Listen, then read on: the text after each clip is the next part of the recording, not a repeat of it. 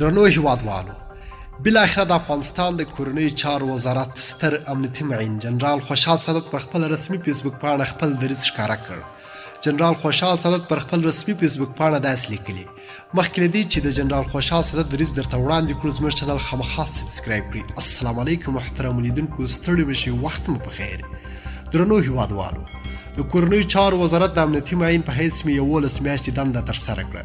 د افغانستان د خلکو د غوښتنو، د جلالتمآب جمهور رئیس د هدایاتو او د افغانستان د نافذه قوانینو سره سم مې خپله دنده د زورواکو، قانون ماتونکو او ترهګرو پر ضد په پوره تعهد سره سرته رسولې.